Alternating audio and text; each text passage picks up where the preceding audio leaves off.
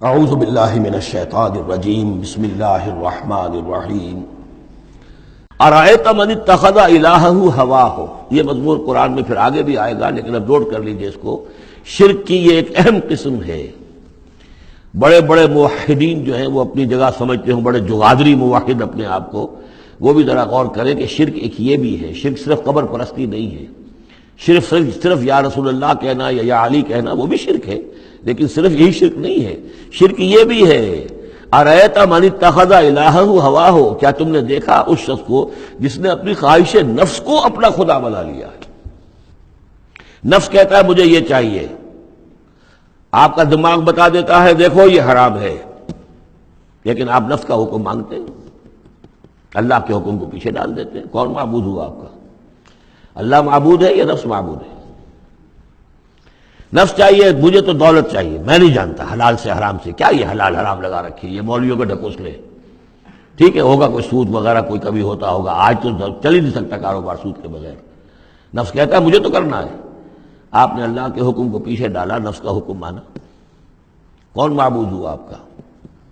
معبود تو وہی ہے جو مطاع ہو۔ آپ نے دیکھا کہ انہوں نے کہا تھا فرعون نے، جو ہماری قوم جس کی قوم ہماری عابدین ہے، عابدون ہے، جو ہماری اطاعت کرتی ہے، غلام ہے۔ عبد وہ ہوتا ہے جو آقا کا حکم مانتا ہے، غلامی کرتا ہے، حکم مانتا ہے، فرما برداری کرتا ہے۔ تو تم نے نفس کی فرما برداری کی تو تمہارا نفس جو ہے وہ تمہارا معبود ہے۔ چاہے تم چلے کاٹتے رہو، لا الہ الا اللہ کے جو ہے وظیفے کرتے رہو لمبی لمبی، لیکن اگر نفس پرستی کر رہے ہو، اگر نفس کی خواہشات پر عمل کرتے ہو اور اس میں حرام کو بھی تم اختیار کر لیتے ہو جس کو اللہ نے حرام کیا ہے، تو نفس تمہارا معبود ہے۔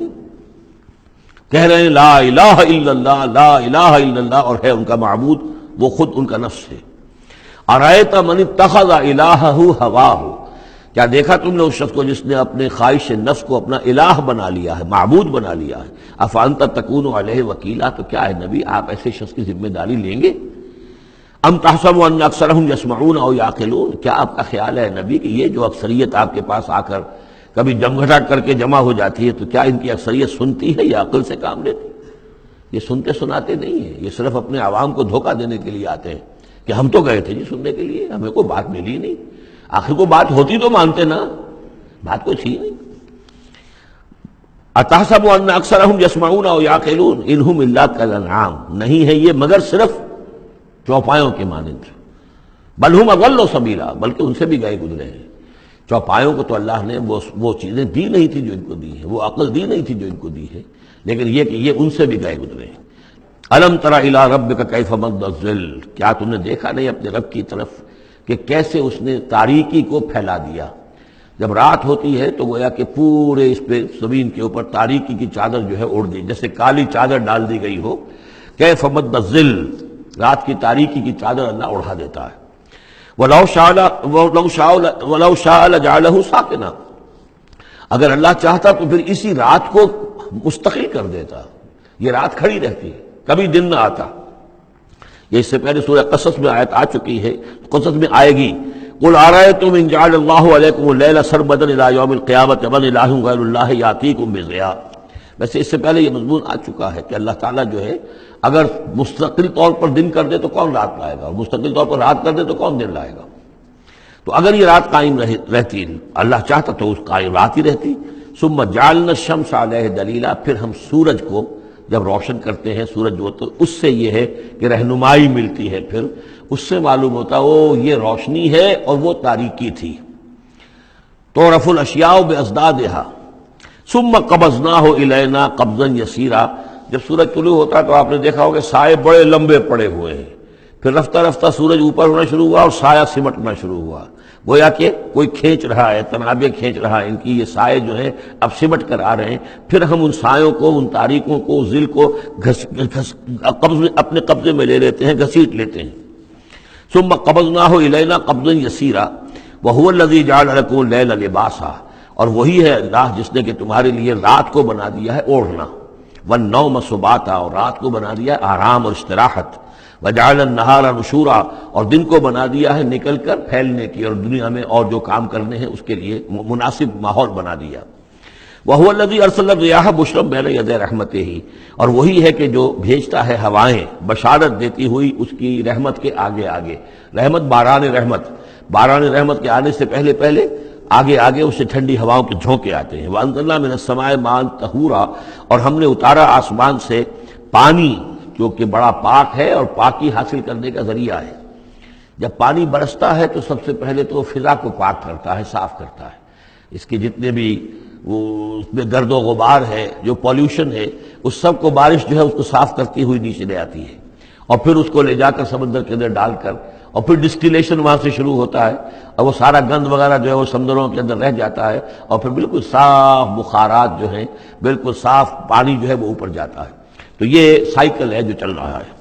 اور یہ پانی ہی پھر اللہ تعالیٰ نے دنیا میں طہارت کے لیے ذریعہ بنا دیا ہے، صفائی کے لیے، پاکی کے لیے. ماء طہورا لنحیی بہ بلدۃ میتا، تاکہ ہم زندہ کریں اس کے ذریعے سے ایک مردہ آبادی کو، مردہ علاقے کو، مردہ زمین کو. ونسقیہ مما خلقنا انعاما وناسیا کثیرا، اور پھر ہم وہ پانی پلاتے ہیں اپنی مخلوقات میں سے جو بہت سے چوپائے ہیں اور بہت سے انسان ہیں. تو یہ پانی کا جو سائیکل چل رہا ہے، اس سے ایک طرف صفائی ہوتی ہے، فضا کی صفائی، زمین کی صفائی. اشخاص اور افراد بھی پھر اپنی صفائی نہانے دھونے کے لیے استعمال کرتے ہیں. اس کو ہمارے ہاں کہا جاتا ہے یونیورسل کیریئر. پانی کہیں کنزیوم نہیں ہوتا باڈی کے اندر، یہ جسم کے اندر یہ وہاں بھی ایک سرکولیشن کا ذریعہ بنا ہوا ہے، خون کو سرکولیٹ کرنے کا، اور اسی کے ذریعے سے جو بھی وہ چیزیں ہیں کہ جو میٹابولزم کے جو نتائج ہیں کہ جن کو نکالنا جسم سے ہوتا ہے، وہ کہیں گردے کے ذریعے سے، کہیں وہ پھیپھڑوں کے ذریعے سے وہ چیزیں نکلتی ہیں. تو در حقیقت یہ پانی کا کام صفائی ہے، ہمارے جسم کے اندر بھی یہ صفائی کا کام کرتا ہے. وَلَقَدْ صَرَّفْنَا بَيْنَهُمْ لِيَذَّكَّرُوا، اور اس کو ہم نے گردش میں رکھا ہوا ہے لوگوں کے مابین. یہ پانی گردش، یہ جو میں نے عرض کیا تھا اس سے پہلے بھی، واٹر سائیکل جو ہے کہ یہ پہاڑوں کے اوپر جا کر جو ہے یہ اوور ہیڈ ٹینکس بن جاتے ہیں. یہ گلیشیئر سے بڑے بڑے کروڑ ارب ٹن جو ہے اس وہاں پر وہ برف پڑی ہوئی ہے، وہ پانی ہے. اب یہ کہ اگر آپ کو سٹور کا ہی کرنا پڑتا ہے اتنا پانی، تو کس طرح کے سٹور بناتے اور کیسے ٹینک بناتے، لیکن وہ پانی وہاں پہ رکھا ہوا ہے. اوور ہیڈ ٹینکس ہیں، کتنی اونچائی پر ہے. اب کوہ ہمالیہ کے اوپر جو ہے تو گویا کہ ہماری اس سطح سے 6 میل اوپر ہے وہ، اب وہاں پر وہ پانی ہے پڑا ہوا ہے. اب وہ اپنی اسی کشش ثقل جو ہے زمین کی، اس کے تحت وہ پھر پانی پگھل رہا ہے، نیچے آ رہا ہے، آتا ہوا وہ سمندر میں پہنچ جاتا ہے، پھر وہاں سے اس کی وہ ویپرس بن کر اوپر جاتے ہیں. صرفنا بینہم، ہم نے اسے گردش میں رکھا ہوا ہے لوگوں کے مابین. لیذکروا، تاکہ وہ اس سے نصیحت اخذ کریں. فابا اکثر الناس الا کفورا، لیکن اکثر لوگ انکاری ہیں، وہ تو سوائے کفران نعمت کے کوئی اور روش اختیار کرنے کو تیار ہی نہیں ہے. وَلَوْ شِئْنَا لَبَعَثْنَا فِي كُلِّ قَرْيَةٍ نَذِيرًا، اگر ہم چاہتے تو ہر بستی میں ایک نذیر بھیج دیتے، لیکن ہمارا قاعدہ یہ ہے کہ ہم بستیوں کے مرکزی مقام پر، یہ آ جائے گا اگلی صورت کے اندر جا کر، کہ یہ ایک مرکزی مقام میں ہم رسول بھیجتے رہے، یہ نہیں کہ ہر بستی میں بھیج دیں. وَلِكُلِّ قَوْمٍ ہاد، ہر قوم کے لیے تو ہے، لیکن یہ کہ ہر بستی میں ہو اب یہ نہیں ہے. اللہ تعالیٰ کا طریقہ یہ ہے کہ جو بھی علاقہ ہے، جو اس کا ثقافتی، علمی، تہذیبی، سیاسی مرکز ہے، اس میں رسول کو بھیج دیا، کیونکہ باقی لوگ در حقیقت انہی کے متبعین ہوتے ہیں، انہی کے فالوورز ہوتے ہیں، انہی کی پیروی کرنے والے ہوتے ہیں. فَلَا تُطِعِ الْكَافِرِينَ وَجَاهِدْهُمْ بِهِ جِهَادًا كَبِيرًا، تو اے نبی آپ ان کافرین کی بات، کافروں کی بات مت مانیے. دیکھیے اطاعت دو معنی میں ہے. اطاعت ایک تو یہ کہ کسی نے حکم دیا اور آپ نے اس کی بات مان لی، یہ بھی اطاعت ہے کسی نے مخلصانہ انداز میں آ کے مشورہ دیا. دیکھو محمد اتنی سختی نہ کرو، یہ تم اپنی قوم کے ساتھ لڑائی مول لے رہے ہو، کیا فائدہ ہوگا، قوم ڈیوائیڈڈ ہو جائے گی.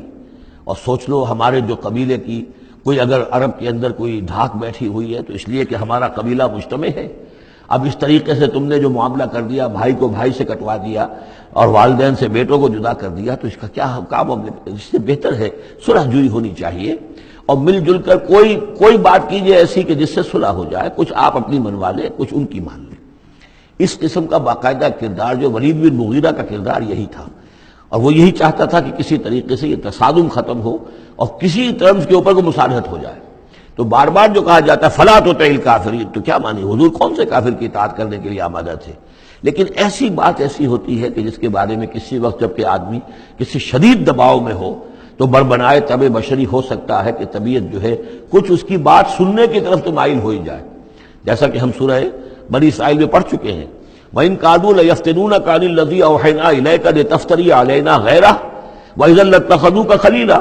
یہ لوگ تو تلے ہوئے ہیں کہ آپ کو بچلا دیں اس چیز سے کہ جو ہم نے آپ پر وحی کی ہے، کہ آپ کچھ اور گھڑ کر ہماری طرف منسوب کر دیں، پھر یہ آپ کو دوست بنا لیں گے، جھگڑا ختم، لڑائی ختم ہو جائے گی. لڑائی تو ان کو ہماری آیات سے ہے، ہمارے قرآن سے ہے، ذاتی آپ کے ساتھ تو کوئی جھگڑا نہیں ہے.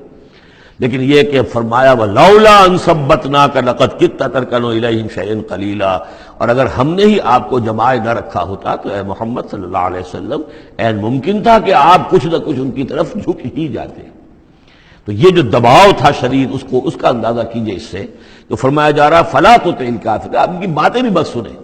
اس قسم کی کسی بات کے لیے آپ جس کو کہتے ہیں ٹو لینڈ این ایئر، کہ آپ اپنا کان اس کو دیں کہ وہ آپ کے کان میں آ کر یہ بات کر دیں، یہ بھی نہ کریں آپ، اس کی بھی آپ اس کا موقع نہ دیں.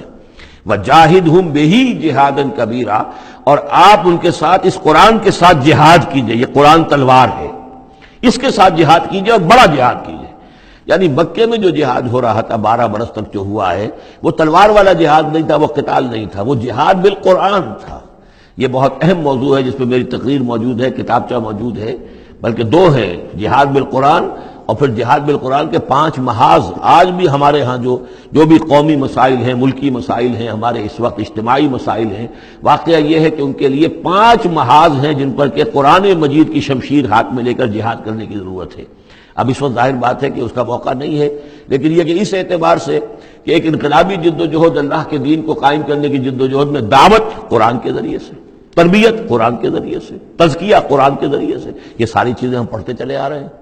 تبشیر قرآن کے ذریعے، انذار قرآن کے ذریعے، تذکیر قرآن کے ذریعے، اور جو سینوں کے اندر کے جو روگ ہیں ان کا علاج قرآن سے، شفاء لما فی الصدور، نصیحت قرآن سے، یہ سارا قرآن سے. تو اس حوالے سے جاہدہم بہ جہادا کبیرا. صدق اللہ العظیم.